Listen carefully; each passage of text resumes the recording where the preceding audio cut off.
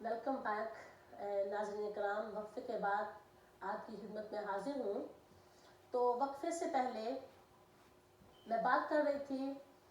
کہ جب ہمارے بچے قرآن پاک کو حفظ کرتے ہیں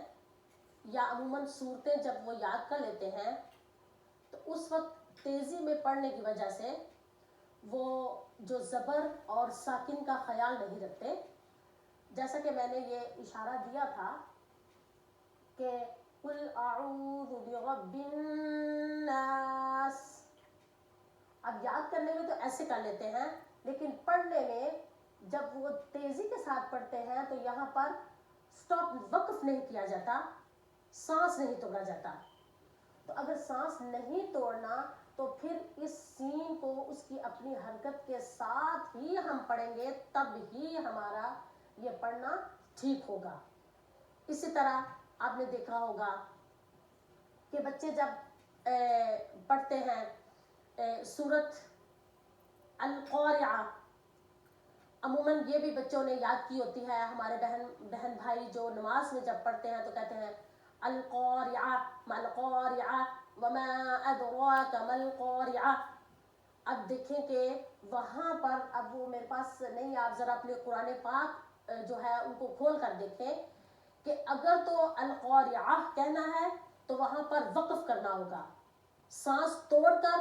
پھر ہم اگلی جو آیت ہے اس کو پڑھیں گے، القارعہ ما القارعہ وما ادراک ما القارعہ، ایسے پڑھیں گے۔ اور اگر تیزی میں پڑھنا ہے تو پھر تا کے اوپر جو ہے وہ پیش ہے، تو اس کو ہم نے پورا پڑھنا ہے، القارعۃ ما القارعہ وما ادراک ما القارعہ، اس طرح ہم پڑھیں گے تو تب جو ہے وہ ٹھیک ہوگا۔ اسی طرح سورت فجر ہے، اس میں والفجر ولیال عشر، تو عموماً بچے والفجر ولیال عشر اس طرح پڑھ کے سنائے تو یہ فجر کے نیچے جو زیر ہے وہ مس ہو رہی ہے، اس لیے اس طرح پڑھنا ٹھیک نہیں ہوگا۔ لہٰذا جیسا کہ میں نے پہلے یہ اشارہ دیا کہ جو اساتذہ ہیں ان کو پڑھاتے وقت یہ خیال رکھنا چاہیے کہ بچے جو ہیں کل کو جب حضر میں قرآن پاک پڑھیں گے، جب ان کی زبان جو ہے وہ پک جائے گی تو اس وقت اس غلطی کا امکان ہو سکتا ہے، تو وہ کیا کریں کہ جہاں پر لا ہوتا ہے وہاں پر بچوں کو حرف کے اس کے اپنے اصلی جو حرکت ہے اس کے ساتھ ہی پڑھانے کی ان کو پڑھا دیا جائے تاکہ کل کو وہ یہ غلطی نہ کریں۔ اسی طرح اب دیکھیں کہ جب مؤذن اذان دیتے ہیں تو وہاں پر جو اذان کے الفاظ ہیں وہ ہیں اللہ اکبر، اس کے بعد پھر ہے اللہ اکبر، یہاں پر پیش ہے، تو اگر یہاں پر ٹھہرنا ہو تو پھر کہہ سکتے ہیں اللہ اکبر، یہاں پر پھر وقف کرنا پڑے گا، سانس لینا پڑے گا، پھر کہیں اللہ اکبر تو پھر ٹھیک ہوگا۔ اور اگر تیزی میں پورا پڑھنا ہے تو پھر اب دیکھیں، اگر وہ تیزی میں پڑھیں گے تو کہیں گے اللہ اکبر تو یہ غلط ہے، اس لیے کہ انہوں نے اس را جو ہے یہ اس کے پیش کو ساکن میں بدل دیا، یعنی پیش جو ہے اس کو جزم بنا دیا، تو یہ غلط ہے۔ اس لیے جب بھی مؤذن اذان دے، یہ دیکھیں جیسا کہ یہ میں نے اشارہ دیا، ایسے اگر ہو اللہ اکبر تو دیکھیں یہ جو پیش تھی اس کو اس جزم میں بدل دیا گیا ہے، تو یہ غلط ہے۔ اس لیے جب بھی مؤذن اذان دے تو ان کو یہ خیال رکھنا چاہیے کہ اللہ اکبر کہیں، یہ را کا جو پیش ہے اس کو الف کے ساتھ جا کر جوائن کرنا ہے۔ اب آپ سوچتے ہوں گے کہ یہ الف کہاں جائے گا، یہ جو اس کے اوپر آلریڈی زبر ہے، تو یہ الف حمزہ وصلی ہوتا ہے، اور وصلی کا مطلب ہوتا ہے، وصل کا مطلب ہے اگلے حرف کے ساتھ اس کو ملا دینا، تو اگر پچھلا حرف جو ہے اس کے اوپر بھی وہی حرکت ہے اسی طرح کی، یعنی پیش زبر زیر جو ہے یہ حرکات ہیں، اگر یہ اس کے ساتھ لام کے ساتھ جوائن ہو رہا ہے تو یہ الف حمزہ وصلی جو ہے یہ درمیان سے گر جائے گا، یہ تو اس کا خیال رکھنا ہے، اس لیے اللہ اکبر اللہ اکبر اذان کے اندر اس طرح الفاظ ہونے چاہیے تب ٹھیک ہوگا۔ اور اگر کئی دفعہ بہت ساری مساجد میں جانے کا اتفاق ہوا، مثلا کبھی یعنی فوتگی وغیرہ ہوتی ہے تو ہم جاتے ہیں، تو جب وہاں پر وہ مؤذن اذان دے رہا اذان دے رہے ہوتے ہیں تو یہی اسی طرح پڑھا جا رہا ہوتا ہے اللہ اکبر اللہ اکبر، تو یقین جانے کہ بہت جو محسوس ہوتا ہے کہ حالانکہ وہاں پر جو علماء موجود ہوتے ہیں، جو اتنے سارے نمازی بھی ہوتے ہیں، آج تک کبھی کسی نے اس طرف ان کی توجہ نہیں مبذول کرائی کہ دیکھیں یہاں پر جو ہم اس کی را کی جو حرکت ہے اس کو ہم بدل رہے ہیں اور یہ گناہ ہے۔ اس لیے خدا را آپ جو ہیں جتنے بھی کام، ظاہر ہے ہم اگر یہ ایک بندہ مؤذن اذان دے رہا ہے،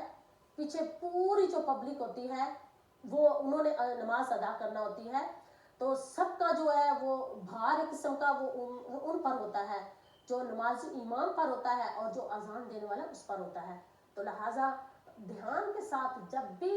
بچوں کو شروع میں اذان جب یاد کرائی جائے تو اس بات کی طرف توجہ دلائی جائے کہ اللہ اکبر کہا جائے۔ جی اب یہ تو ہو گئی ہماری کچھ جو میں نے آپ کو نشاندہی کروائی تھی کہ حرکات جو ہیں ان کو اسی طرح پڑھنا چاہیے حروف کے ساتھ، اور ان کی جو حرکات ہیں ان کو جزم کے اندر نہیں بدلنا چاہیے۔ اب ہم آتے ہیں آگے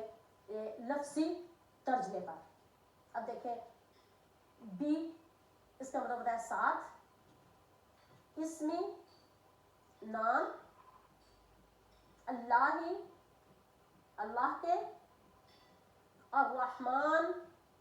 مہربان، الرحیم نہایت رحم کرنے والا۔ اب اس کا پورا ترجمہ دیکھیں کہ اللہ تعالیٰ کے نام سے شروع کرتی ہوں یا کرتا ہوں جو بڑا مہربان نہایت رحم کرنے والا ہے۔ یہ بسم اللہ الرحمن الرحیم کا پورا ترجمہ ہے۔ اب آگے چلے ہم اپنے اگلے سبق کی طرف چلتے ہیں۔ اب ہم نے نماز کو شروع کرنا ہے اور نماز جو ہے وہ ثنا سے شروع ہوگی۔ ثنا کا مطلب ہوتا ہے اللہ تعالیٰ کی تعریف۔ سبحانک اللہم وبحمدک وتبارک اسمک وتعالی جدک ولا الہ غیرک۔ اب یہاں پر جو غلطی کا امکان ہوتا ہے وہ یہ ہوتا ہے کہ یہ جو وتبارک اسمک ہے اس کو تیزی کے ساتھ وتبارک اسمک پڑھا جاتا ہے، نعوذ باللہ۔ اب دیکھیں کہ یہاں پر یہ تا کے اوپر زبر ہے اور جن حروف پر زبر زیر یا پیش ہوں گی جن کو ہم فتحہ کسرہ اور ضمہ بھی کہتے ہیں عربی میں، چونکہ میں یہ پروگرام جو ہے یہ اپنی ان بہن بھائیوں کے لیے لے کر آئی ہوں جو یعنی کہ پہلے زمانے سے قرآن پاک کو پڑھے ہوئے تھے، تو اس لیے میں جو عربی کے اندر جتنے بھی ان کے رموز و اوقاف کے نیم ہیں وہ زیادہ تر نہیں استعمال کر رہی، اس لیے کہ ہم چونکہ زبر زیر اور پیش کو پڑھنے کے عادی ہیں، اس لیے میں بتا رہی ہوں۔ حالانکہ عربی میں ان کو زبر کو فتحہ کہا جاتا ہے، زیر کو کسرہ کہا جاتا ہے اور پیش کو ضمہ کہا جاتا ہے، اور جس حرف کے اوپر فتحہ ہوتی ہے اس کو مفتوح کہا جاتا ہے، اور جس حرف کے نیچے زیر ہوتی ہے اس کو مکسور کہتے ہیں، اور جس حرف کے اوپر پیش ہوتی ہے اس کو مضموم کہا جاتا ہے۔ تو لہٰذا میں زبر زیر کے ساتھ آپ کو آسانی طریقے کے ساتھ بتا رہی ہوں کہ دیکھیں کہ یہ تا کے اوپر زبر ہے، اور اگر ہم اس کو پریس کر کے یعنی کہ دبا کر پڑھ دیں وَتَّبَارَ، تو نعوذ باللہ یہ غلط ہو جائے گا، اس لیے کہ یہ شد، اس کے شد کا جو ہے وہ اضافہ ہو رہا ہے، اس لیے اس کو بڑے دھیان کے ساتھ وَتَبَارَكَ اسْمُكَ، یہ کاف جو ہے اس کا اس کی آواز کو پر کر کے نہیں پڑھنا، اس لیے وَتَبَارَكَ اسْمُكَ وَتَعَالَى جَدُّكَ وَلَا إِلَٰهَ غَيْرُكَ۔ اور کئی دفعہ مجھے کچھ جو بہنوں سے سننے کا اتفاق ہوا تو یہاں پر وہ یہ کہتی ہیں، یہ بھی حرف جو ہے یہاں پر بھی تھوڑا سا ادا نہیں صحیح طرح سے ہوتا، وہ اس لیے کہ وہ کہتی ہیں بابی حمدی کا، یہاں پر یہاں پر اگر سبحانک اللہم بابی حمدی کا، نعوذ باللہ، یہ بابی نہیں کہنا، یہ وابی حمدی کا، اور ہا کو دھیان کے ساتھ اس کی اپنی جو اصلی کھڑی زبر ہے اس کے ساتھ تھوڑا سا لمبا کر کے پڑھیں گے، سبحان،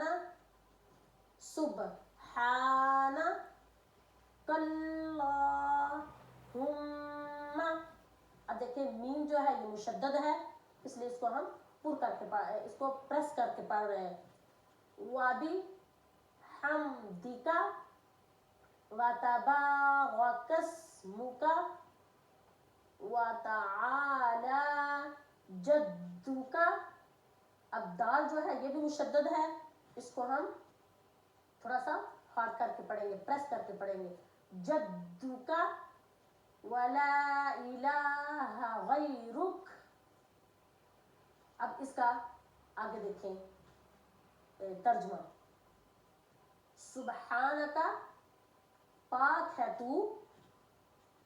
اللہم، اے اللہ تعالی، وبحمدک، اور تیری تعریف کے ساتھ، وتبارک، اور برکت والا ہے، اسمک، تیرا نام، وتعالی، اور بلند ہے، جدک، تیری عظمت، ولا الہ، اور کوئی نہیں عبادت کے لائق تیرے سوا، غیرک، تیرے سوا۔ اب یہ اس کا لفظی ترجمہ ہے، اور میں چاہوں گی کہ ہماری سننے والی جو ینگ بچیاں ہیں یا بھائی جو لکھ سکتے ہیں، پلیز آپ اس سبق کو آپ اپنی پین کاپی لے کر اس کے اوپر لکھ لیا کریں، اور دیکھیں کہ ایک ہفتہ پورا ہوتا ہے، اور اس ہفتے میں اگر آپ یہ ان کا لفظی ترجمہ بھی ساتھ یاد کر لیں تو انشاءاللہ العزیز آپ کو بہت فائدہ ملے گا۔ اب دیکھیں جب ہم قرآن پاک کے اندر ترجمے کے ساتھ قرآن پاک کو پڑھتے ہیں تو حروف جو ہیں وہ علیحدہ ہوتے ہیں، لیکن ترجمہ جو ہے وہ سیدھا کر کے لکھا گیا ہوتا ہے، جیسے کہ آپ نیچے دیکھیں گے کہ جب ہم صحیح کر کے ترجمہ کو لکھتے ہیں تو ایسا ہوگا، پاک ہے تو اے اللہ تعالی اپنی تعریف کے ساتھ، اور تیرا نام برکت والا ہے، اور تیری عظمت بلند ہے، اور تیرے سوا کوئی عبادت کے لائق نہیں۔ اب ہم نے ایسے لکھا، لیکن جب اب ہم حرف بائی حرف لکھیں گے یا لفظ بائی لفظ لکھیں گے تو ان کا ترجمہ اگر آپ کے ذہن میں ہوگا تو انشاءاللہ العزیز آپ قرآن پاک کے جو آگے جو ترجمہ ہے اور بھی جو جتنے بھی اس کے اندر احکامات ہیں ان کو آپ صحیح طریقے سے سمجھ سکیں گے۔ تو اس لیے میں درخواست کرتی ہوں کہ آپ ان کو لکھ لیں، اپنے کاپی پین لے کر بک کے اوپر لکھ لیں اور ان کو اگلے ہفتے تک یاد کر لیں۔ دیکھیں بعض دفعہ لوگوں کا یہ ہوتا ہے کہ ہم گھر سے نہیں نکل سکتے، کوئی پڑھانے والا نزدیک نہیں ہے، اور دیکھیں یہ نور ٹی وی کا یہ ایک بہت ہی اچھا کام ہے کہ اس کی بدولت آپ آج گھر میں بیٹھے بٹھائے ہیں اور آپ کو سب کچھ سیکھنے کو مل رہا ہے. اور یہ سب جو ہے یہ پیر صاحب کو ہی کریڈٹ جاتا ہے. اللہ تعالیٰ انہیں لمبی زندگی عطا فرمائے اور ان کا سایہ تا دیر اہل اسلام پر قائم اور دائم رکھے. تو یہ صدقہ جاریہ جو بھی ہو رہا ہے یہ پیر صاحب کی وجہ سے ہو رہا ہے. تو آج دیکھیں کہ ہم گھر میں آپ اگر بیٹھ کر بھی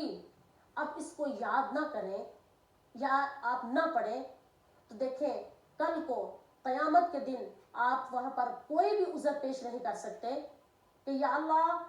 ہمارے پاس تو یعنی کہ کوئی اس طرح کا سہولت ہی موجود نہیں تھی کہ ہم کہاں پر قرآن پاک کو پڑھتے, ہم کس سے سیکھتے. اسی طرح اب بھی جب میں اپنی بہنوں سے کہتی ہوں کہ آپ اپنے قرآن پاک کو ٹھیک کریں, بچیوں سے کہتی ہوں بیٹا آپ نے بہت دیر سے اگر پڑھا ہے تو آپ ٹھیک کر لیں, تو ہماری بہنیں بڑے بھولا پن سے اور بڑے پیار سے کہتی ہیں کہ دیکھو ہمارے وقتوں میں تو کوئی پڑھانے والا ہی نہیں تھا, ہمارا اتنا کام ہوتا تھا, ہم تو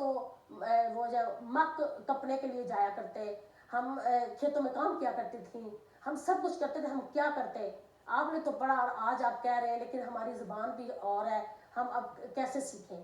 نہیں میری بہنوں دیکھیں آج آپ کو یہ سہولت مل رہی ہے, آپ گھر میں بیٹھے بٹھائے اگر ایک ایک حرف کو بھی یاد کر لیں, ایک ایک آیت کو بھی یاد کر لیں تو انشاءاللہ العزیز یہی آپ کی نجات کا ذریعہ ہوگا. اس لیے میں آپ سے یہ درخواست کروں گی کہ آپ جو ہے ضرور اس کو ساتھ ساتھ لکھتے جائیں اور کوشش کریں کہ جو پروناؤنس ہے, جو مخرج ہے حروف کے, خاص طور پر وہ حروف جن کی آوازیں آپس میں ملتی جلتی ہیں اور جن سے غلطی کا امکان ہو سکتا ہے,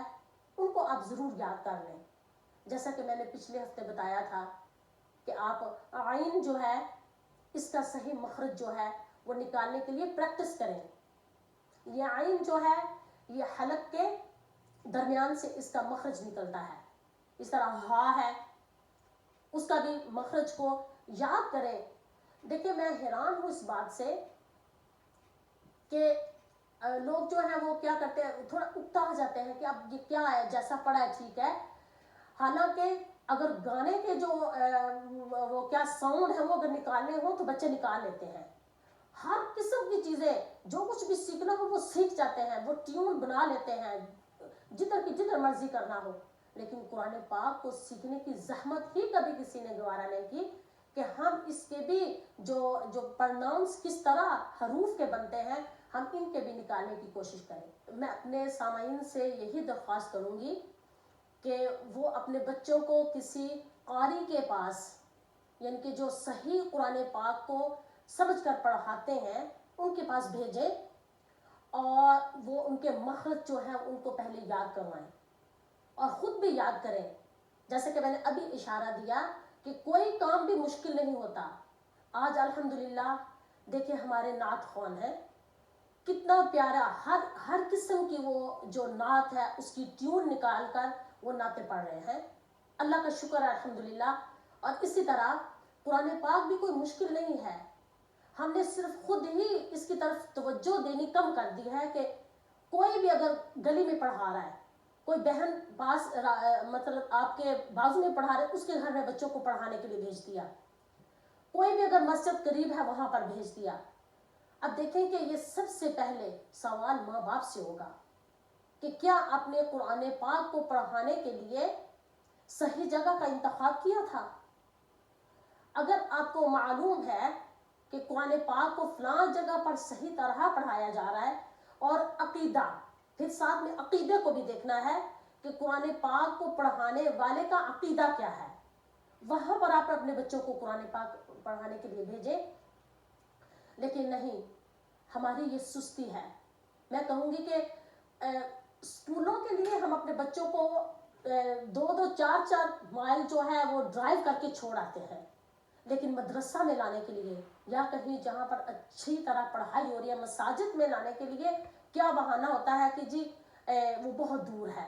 اب کیا کریں, اب بچے چلو بازو میں کوئی بہن پڑھا رہی ہے قرآن پاک وہیں پر بھیج دیا جائے. تو یہ اللہ تعالیٰ نے سب سے پہلے آپ سے سوال کرنا ہے. بچوں کا کوئی قصور نہیں ہے, ظاہر ہے وہ تو جس طرح ان کو استاد پڑھائے گا وہ پڑھ لیں گے, اور پھر اساتذہ پر ہے کہ وہ کس طرح بچوں کو پڑھا رہے ہیں. اگر ان کو خود یہ اس قرات اور تجوید کے بارے میں نہیں معلوم، وہ بچوں کو اگر صحیح طرح سے نہیں پڑھا سکتے، تو میں خدا را درخواست کرتی ہوں کہ وہ پہلے پڑھ لیں. یہ نہیں کہ آپ پڑھانا چھوڑ دیں، آپ قرآن پاک کو ہر کوئی پڑھائے. یہ نہیں کہ وہ حدیث کو سن کر کہ حضور پاک صلی اللہ علیہ وسلم نے فرمایا کہ خیرکم من تعلم القرآن وعلمہ، کہ تم میں سب سے بہتر وہ ہے جو قرآن پاک کو پڑھتا ہے اور پڑھاتا ہے. تو اس حدیث کو سن کر آپ ہر کوئی اٹھ کر قرآن پاک کو پڑھانا شروع کر دے. نہیں، قرآن پاک کی آگے بھی تو دیکھیں، اللہ تعالیٰ کا یہ بھی تو حکم ہے کہ وَرَتِّلِ الْقُرْآنَ تَرْتِيلًا، قرآن کو ترتیل کے ساتھ پڑھائیں، اور پھر اس کو تجوید کے ساتھ. اب تجوید کا مطلب یہی ہوتا ہے کہ خوب کھرا اور ستھرا کر کے پڑھنا. تو اب قرآن پاک کو جو ہے ہم اتنی اہمیت نہیں اس بات پر دیتے کہ ہمارے بچوں کو کس طرح تجوید کے ساتھ قرآن پاک جو ہے پڑھنا چاہیے. لہٰذا اللہ تعالیٰ ہمیں اس کی سمجھ اور بوجھ عطا فرمائے. تو آج ہم نے اپنے سبق میں بسم اللہ الرحمن الرحیم اس کو پڑھنے کی مشق کی، اور ساتھ ہی ثنا جو کہ ہم نماز میں سب سے پہلے شروع کرتے ہیں اس کے بارے میں ہم نے پڑھا. اب دیکھیں کہ اس بسم اللہ الرحمن الرحیم کے اندر 3 دفعہ اللہ تعالیٰ کا نام آیا ہے. اللہ، یہ اللہ تعالیٰ کا ذاتی نام ہے. الرحمن اور رحیم یہ اللہ تعالیٰ کے صفاتی نام ہے. اور دیکھیں کہ میں قربان جاؤں اللہ تعالیٰ کی قدرت پر کہ اس نے کتنا پیارا ہمیں یہ دین اسلام دیا، اور ہمارے پیارے حبیب صلی اللہ علیہ وسلم پر ہماری جانیں قربان ہو، اور جنہوں نے ہمیں یہ سب کچھ سیٹ اپ کر کر دے دیا کہ جب ہم نماز ادا کرتے ہیں تو سب سے پہلے ہم اللہ رب العزت کی تعریف کرتے ہیں. بسم اللہ الرحمن الرحیم میں اللہ کی تعریف، پھر ہم ثنا میں اللہ کی تعریف کر رہے ہیں. پاک ہے تو اللہ تعالیٰ، سبحانک. اب دیکھیں جب ہم اللہ اکبر کر کے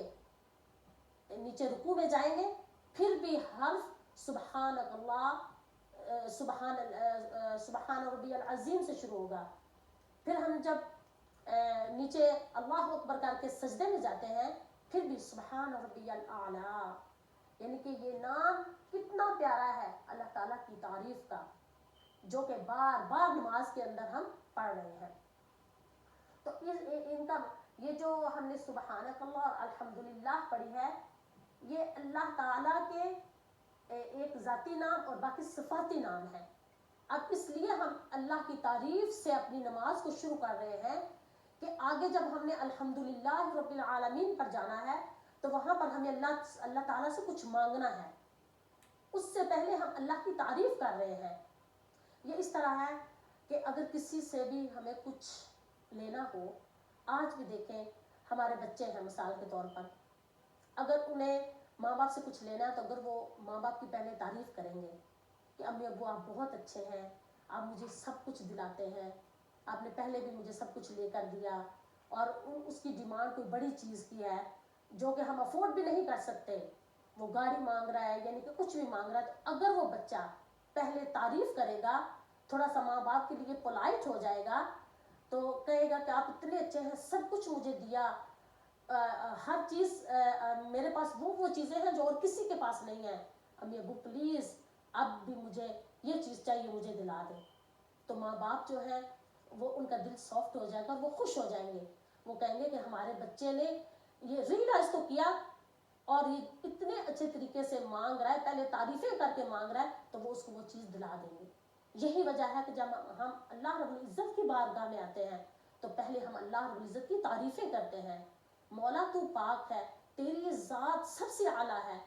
تو ہی ہمیں پیدا کرنے والا ہے، تو ہی ہمیں سب کچھ عطا کرنے والا ہے.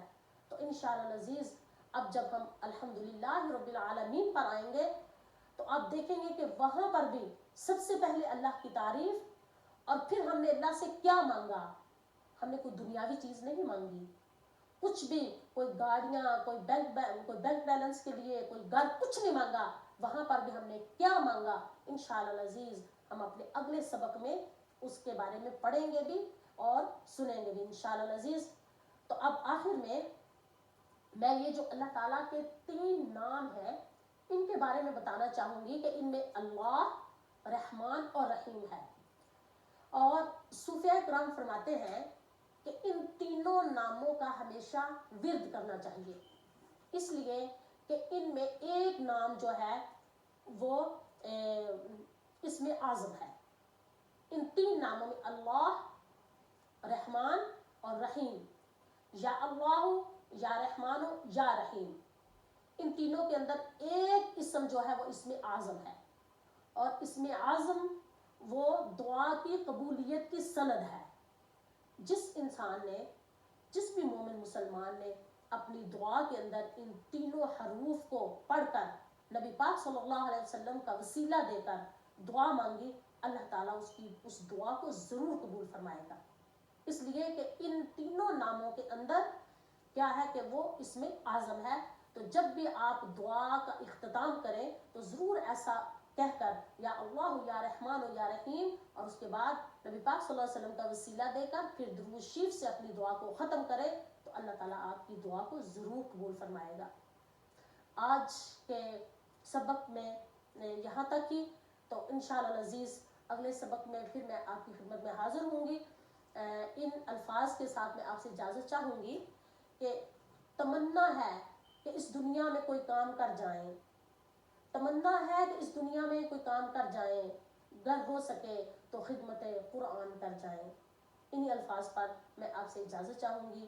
اللہ تعالیٰ آپ کا اور میرا حامی و ناصر ہو. وآخر دعوایا ان الحمد للہ رب العالمین.